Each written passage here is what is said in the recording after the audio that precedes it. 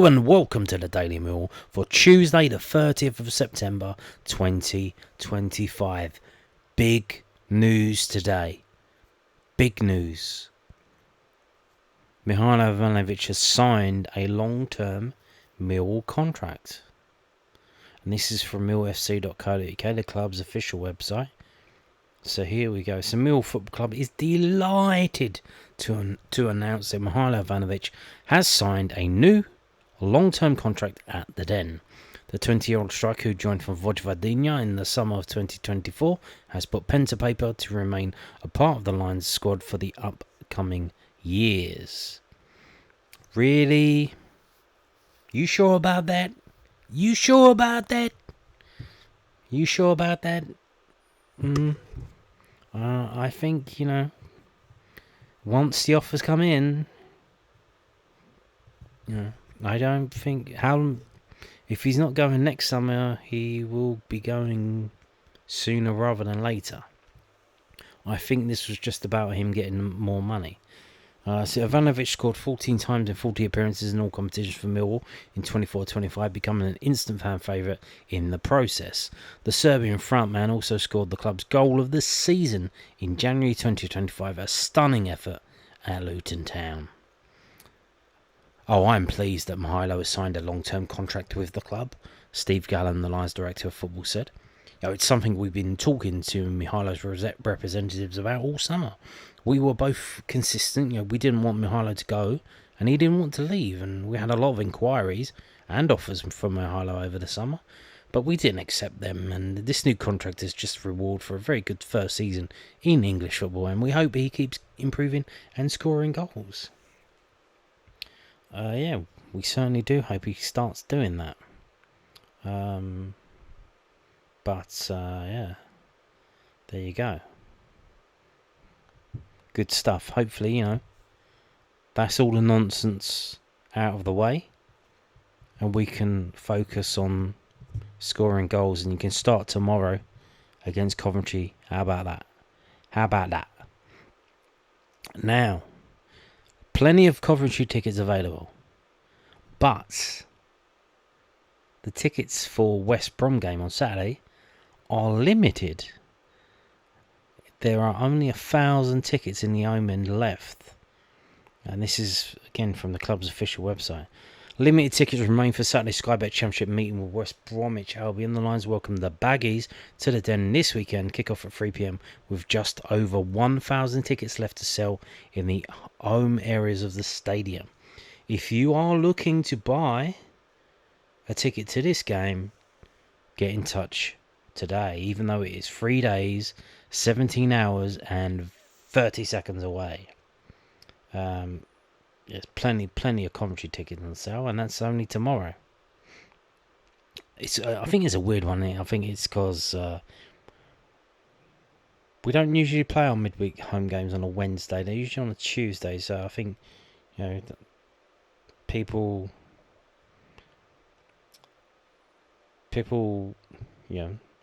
they have their patterns and their rhythms to life.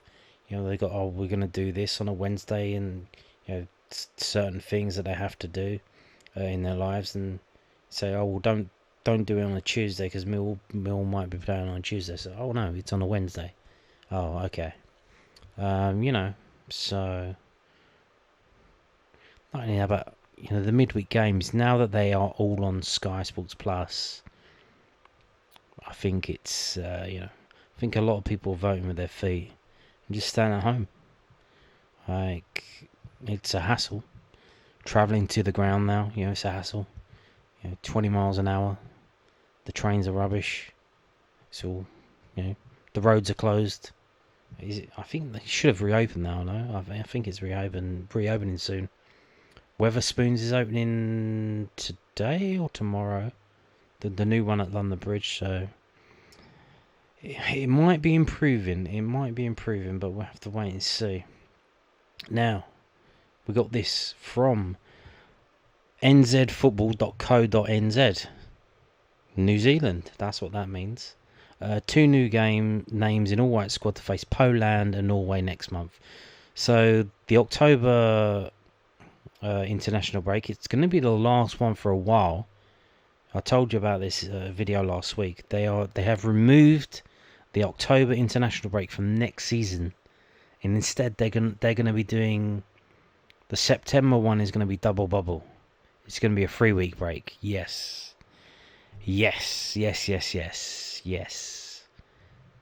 3-week break. What a piss take, but here we go. So this is the last international break for a fair old time. And I'm showing you this because Max Crocombe obviously has been selected, Millwall player. I believe he's the #1 goalkeeper for New Zealand. And both of these games are in Europe. So last time out, the games were in Australia and New Zealand in Penrose. This time they're playing Poland in Poland and Norway in Norway. And you, if you want to, you can watch the games for free. Both games will be available live and free on FIFA Plus, which I told one of their games last time was on FIFA Plus, the second leg. Now both of these are friendlies, of course. They're both going to be available on FIFA Plus, and I'll let you know about that closer to the time. But yeah, there you go. FIFA Plus. They got loads of free games on FIFA Plus. Weird, mad games. They do like the Dominica League games, Jamaica League games. They have on. They have Sierra Leone League games. It's mad the games they have on there. Mad. They have weird, mad games on there. And they got New Zealand international games on there apparently now, so that should be fun. Now today, told you about this yesterday. The under-21s played today, and they lost, and they lost quite heavily.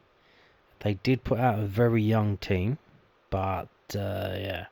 So this is the match report of sorts from millfc.co.uk. Obviously, when you lose, you don't write up a match report in full detail. It's you just want to forget about it and then move on. But yeah. Mill's under-21s were beaten 4-0 by Cardiff City in the Professional League on Tuesday afternoon. Zach Lovelace started against the Bluebirds and played a scheduled 30 minutes before being replaced. Yeah, that was weird. He started the game and he came off after 30 minutes. But they're saying, oh no, he's not injured. That was, obviously, he keeps getting injured. That was normal. But then you say, well, why didn't you play him at the end of the game rather than the start? I guess they wanted him to be, do a proper warm-up with the rest of the players, do all that stuff, rather than just sitting on the bench, because maybe that's, he's got a knee injury, he's sitting on the bench, not really doing anything. Maybe that's, might have aggravated it, but yeah, he started and they took him off after 30 minutes. Next up for Mill's under-21s is a trip to Watford on Monday the 6th of October.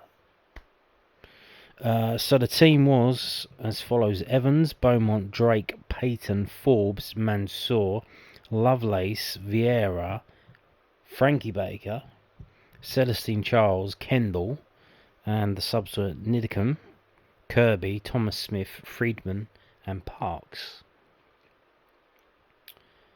Yeah, the game was live on YouTube as suspected. They did show it live on YouTube. It's still there if you want to go and watch the game, or just skim through it and see the lowlights, should we call them. Just to quickly round it up, the first goal, basically the Mill defenders sitting off. The Cardiff striker, gets on the ball, takes a touch to his right to open it up for a shot. He takes the shot, and because the Mill defender's not close enough to him, when he sticks his leg out to block it, he doesn't get on it properly. He just gets his studs on the ball, and what that does is it sends the ball into the ground, and it bounces in the ground and goes over George Evans into the goal. So, that's not good. The second goal, from our corner. We have a corner. Corner comes in. Mansell heads it towards goal. Keeper gets it straight away, unmolested. goes forward and boots it forward for their attacker to run onto. We've got 2 at the back, and they're running back. And the number 4, Millwall number 4, the blonde lad, he's an under 18 player. He didn't look too good today, but yeah. He's running back. When I was watching it live, it looked like he was trying to pass it to the other defender that was running back to him, which was absolute madness. But re-watching it now, so it looked like he's tried to pass it to George Evans. Bear in mind they're outside the penalty area and slightly off to the right hand side. He just, instead of like passing it to the keeper, he basically just plays it for the Cardiff forward to run onto. Like, he just totally powder puffs the pass. The Cardiff striker runs onto it, and then the other defender that was running back with the number 4, and by now there's another Cardiff player there. The Mill defender, I think it was Beaumont, I'm not sure. He fouls the Cardiff player in the area. They get a penalty. Now, bear in mind, this is in the injury time of the first half. So they're looking at losing 1-0. We have a corner, thinking, if we score this, we're going to half-time 1-1. And instead, massive counter-attack, and we end up giving away a penalty, and it ends up being 2-0. Second half, now this is the thing, you've got to respect with this under-21 team. They go for it, they don't piss about, because, the league games don't really mean that much compared to the Championship. So, if they lose 2-0, they lose 4-0, who gives a shit? They do go for it. They went for it in the second half. They had 2 goals down. You got to go for it. But what that did, so we ended up getting caught twice on the counter-attack. The players, they need to work on their positioning. They're all bombing forward. You have the 2 full-backs, and if you're bombing forward and the ball isn't up, you need to face your own goal. You can't be facing the opposition's goal, because as soon as that ball's given away, you need to be in a position to sprint back. You can't be facing forwards and then have to turn around and then run back, because by the time you turned around, it's too late. And that happened twice. Not only that, but if someone's bombing forward, if someone goes forward, someone else, in the midfield needs to, fill in for them. They need to go over and plug the gap. You can't just all run forward. We're not in the under 11s now. Just under 21s. So you need to work. They need to work on their positioning, and covering for players, filling up the space. But to be fair, they were going for it. They're trying to get a goal back and make the game interesting, but just ended up getting caught twice. So it's all there if you want to see it. Fair play to Cardiff for putting on the thing on YouTube for everyone to watch. Saves us going all the way out to Wales to go to the game. So there you go. Now we are going to preview the game tomorrow. Yes, there is a game tomorrow. In fact, before we get to that, there were games in the Championship today. So we're going to have to refresh this. Okay, so here we go. Oh, draws are plenty. Draw. Is that every game bar 2 was a draw? That's interesting, because then probably we're not going to get many draws tomorrow. So we're either going to win or lose, huh? So, on Tuesday, today, Birmingham 2, Sheffield Wednesday 2, Blackburn 1, Swansea 2, Bristol City 1, Ipswich 1, Hull 2, Preston 2, Leicester 1, Wrexham 1, Middlesbrough 0, Stoke 0, Sheffield United 1, Southampton 2, and Derby 1, Charlton 1. So that leaves the table looking like this, but it's too early to look at the table, but we're going to look at the table anyway. So Middlesbrough still unbeaten after 8 games. Obviously Coventry, will they be still unbeaten after 8 games? Tomorrow we're going to find out. We have beaten them already this season. We beat them in the League Cup at the Den.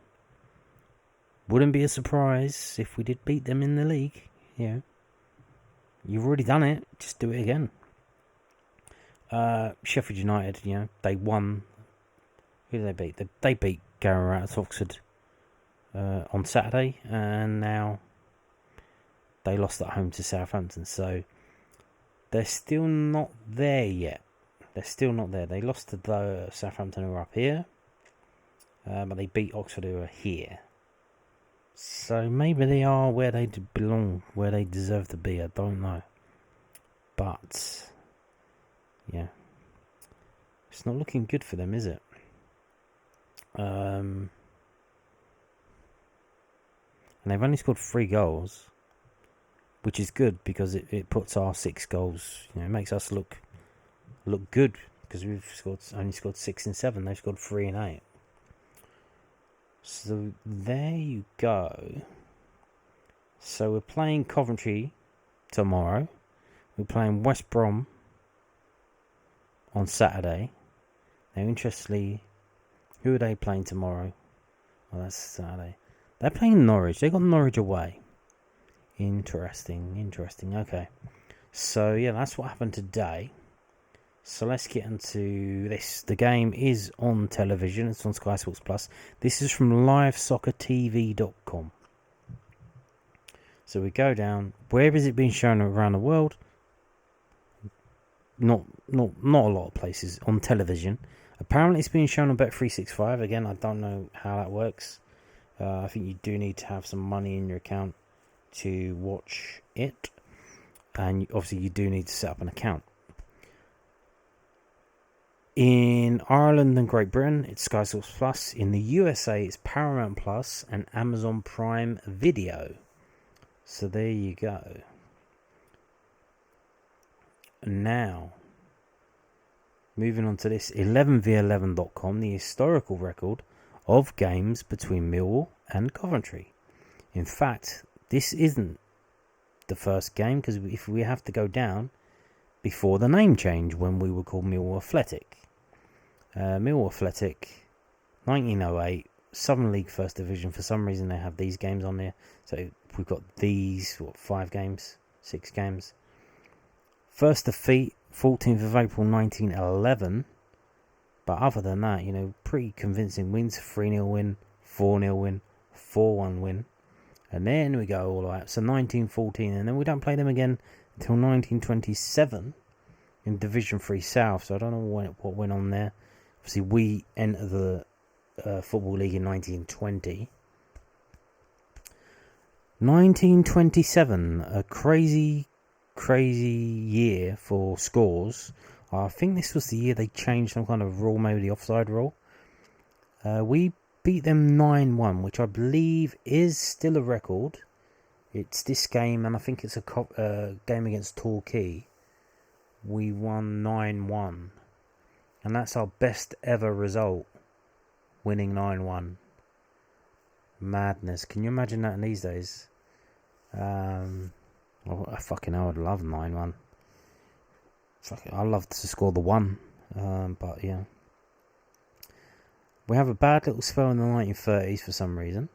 After the war, in the season 1946-47, we lose at home 3-5. But the season after 47-48, at the end of the season in April, we beat them 6-2. So this is a fixture through the ages where you have some mad fucking scores here. 9-1, 3-5, 6-2, and you go down 4-1 in 1958, 3-3 in 1962. Bizarrely, you have 2 0-0 draws in a row, 62 and 64 in the FA Cup and in Division 3. And that's part of a wider 4 draws in a row. Division 4, Division 3, FA Cup, Division 3. But in the 60s and going down into the up to 2010s, look at this, 6 wins in a row. Bosh. 4-1 win. Going in 2005, 1-1, 0-0. So we haven't lost here. So we lose to them in Boxing Day 1955, and we don't lose again after what looks like about 12 or 13 games until 2015. And that was a 4-0 defeat in League One. And this is the recent results against them have not been good at all. Now that 4-0 defeat, we've got a draw, a defeat, a draw. We did win 3-2 in 2022. That was close to the start of the season, the 13th of August. 23-24, we lose 3-0 at home to them.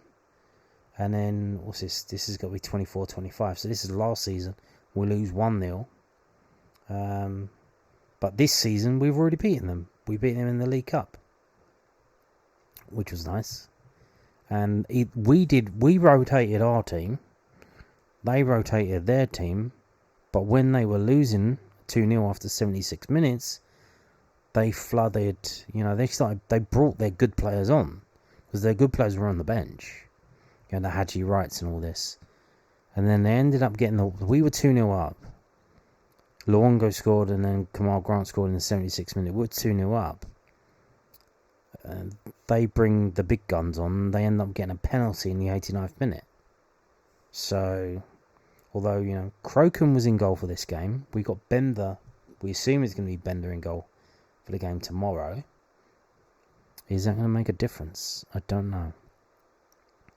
Right, so let's get into some stats from whoscored.com. So here's the last 6 matches between Millwall and Coventry, as you can see. A red card in this game, a red card in this game. Overall, the last 6 games at home against them, we've won 2, we've drawn 1 and we lost 3. We've scored 7 goals, they've scored 10. We've got 14 yellow cards, they've got 8.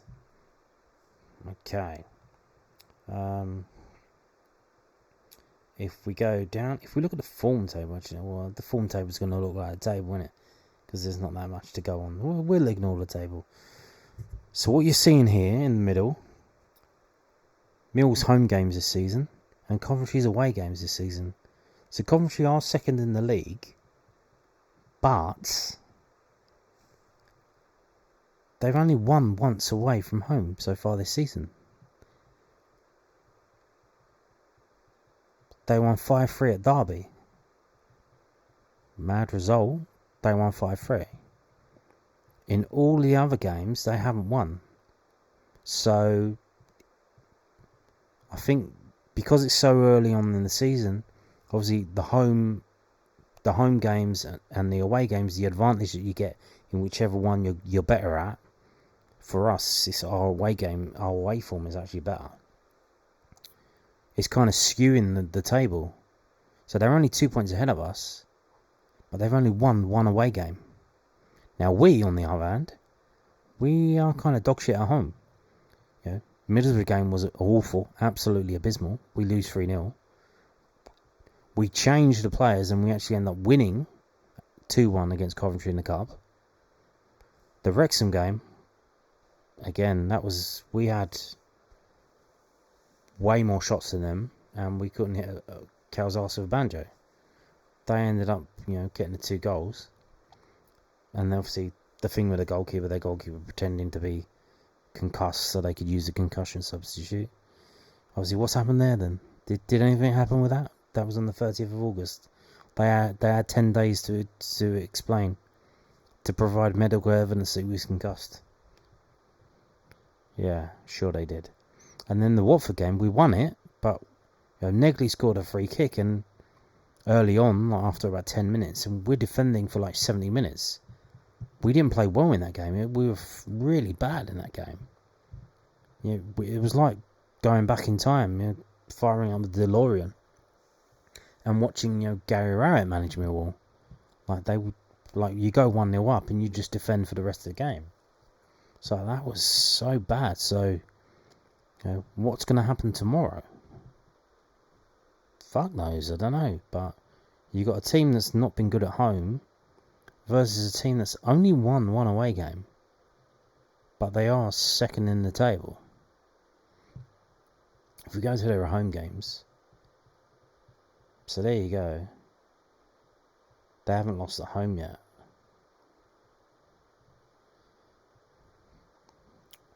So yeah, They conceded 2 goals away at Oxford. They kept a clean sheet away at Leicester, but they failed to score, which is the only away game they failed to score in. Can we prevent them from scoring tomorrow? Probably not, I should say. Probably not.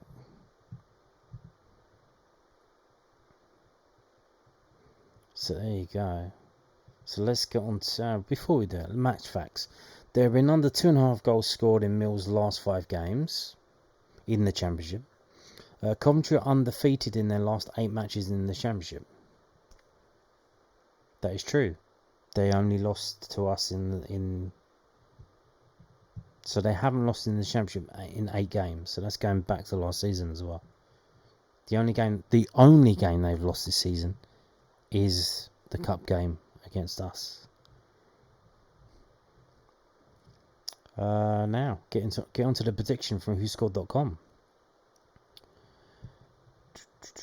Right, where are we going? Here we go. Mill found themselves trailing early on against Swansea after Zan Popnik's opener on Saturday, but Josh Coburn struck back right before the break to salvage a point on the road. Despite an ongoing injury crisis, Alex Neil's men remain competitive and sit 10th in the standings heading into game week 8. Coventry capitalised on Jack Robinson's first half red card to hammer Midlands rivals Birmingham 3-0 at the CBS Arena on Saturday afternoon. The Sky Blues are one of just 2 unbeaten sides in the Championship this season and now trail league leaders Middlesbrough by 4 points. Yeah, they drew a lot of games. They're the most drawing team in the division. But the prediction is Millwall 1, Coventry 2. Interesting. So let's get into this other prediction from sportsmole.co.uk. What you looking at? What's he looking at? After 3 successive draws in the Championship and no win from 4 games in all competitions, Frank Lampard would have felt slightly discouraged ahead of the West Midlands derby with Birmingham last weekend. However, helped by a first half display for Blues defender Jack Robinson, Coventry were unable to cruise to a 3-0 victory against the Blues that has kick-started their promotion bid. Although Coventry had not fallen off the pace, extending their unbeaten league record to 7 games with a maximum return as catapulted Lampard's side into 2nd position, albeit 4 points adrift of leaders Middlesbrough. Despite failing to score in 2 second-tier matches, Coventry boasts the best attacking record in the division with 18 goals, 11 of which come at their home ground. So again, their home form is good. So that's interesting. They've scored all those goals, so they've had two games where they failed to score. That's madness. On away territory, 5 points have been accumulated from 3 games at Derby, Oxford and Leicester. Victor Torp and Adji Wright netting just 2 goals apiece during that triple header. Meanwhile, Mill appear to be on an upward trajectory, having collected 4 points from games against Watford and Swansea City. In 3 of their last 4 matches, Mill have come from behind to avoid defeat across 90 minutes, something Alex Neil will undoubtedly take pride and encouragement from. Nevertheless, Mill has scored just 6 times in 7 Championship fixtures, the joint 19th best attacking return in the division, with only Camille Negley netting more than once. Defensively, though, the South Londoners have conceded just 8 times, 3 of which came in the same game versus Middlesbrough on August the 16th. So we've conceded 8 goals so far this season in the league, but 3 of them came in 1 game. Those 2 teams met at the Denners recently, August 26, Mill prevailing by 2-1 scoreline on that occasion, and it ended a 5-game winless streak against Coventry in the process. Yes, we've just seen that. So team news. Neil must decide whether to stick to the 4-4-1-1 formation in the hope of restricting an attack by the Coventry side, or revert to a 4-2-3-1. Negley and Mihailo Ivanovic are both options to come into the team. Turner, Ballon and Will Smallbone seemingly both at risk of dropping down to the substitutes bench. Luke Cundle is pushing for a return to the squad after injury, but the midfielder would likely only be selected among the bench at best. Meanwhile, Lampard could select the same Coventry 11 from the Birmingham game, given that he has the luxury of resting players during the closing stages. As a result, Ellis Sims will need to remain patient on the substitutes bench, as will Jamie Allen, who is playing second fiddle to Josh Eccles in the number 10 role. Kane Kessler-Hayden is expected to be kept in reserve for the time being, having only recently returned from injury. And they say Mill 1, Coventry 2. Given the close proximity of these two teams in the Championship table, this has all the makings of a highly competitive fixture. Nevertheless, we cannot ignore Coventry's unbeaten in goal-scoring records, leading us to predict 3 points for the Sky Blues. So they've both gone for 2-1 to Coventry, which again, they're looking at the whole thing. They're not looking at Coventry's away form so far this season.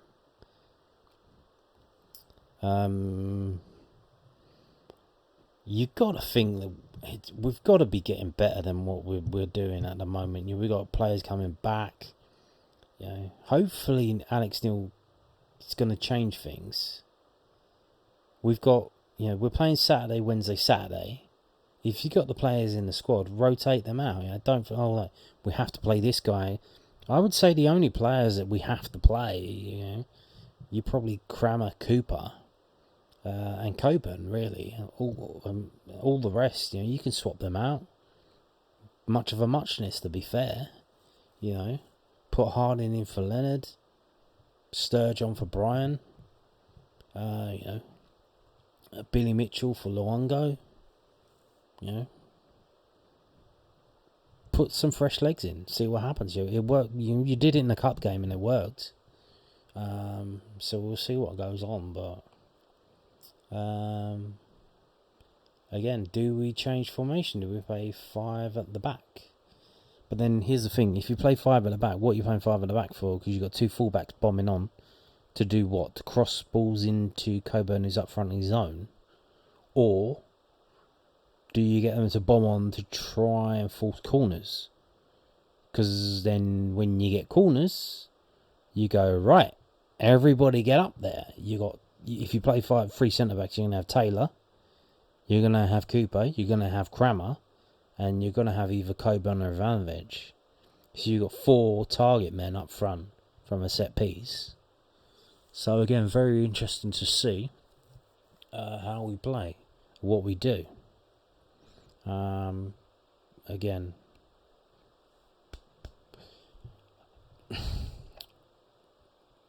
do I expect to win?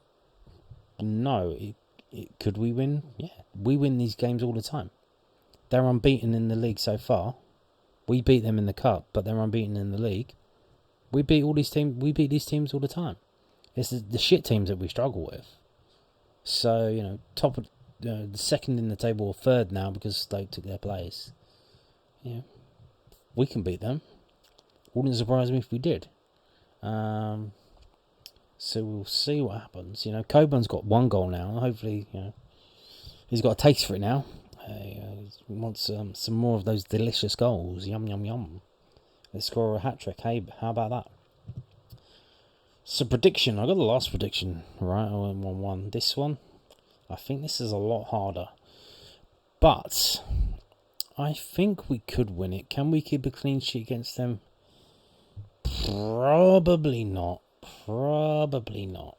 So we're going to have to score 2 to win it. Which, can't see why not. Can we score more than 2? Maybe, because they do concede a few goals, don't they?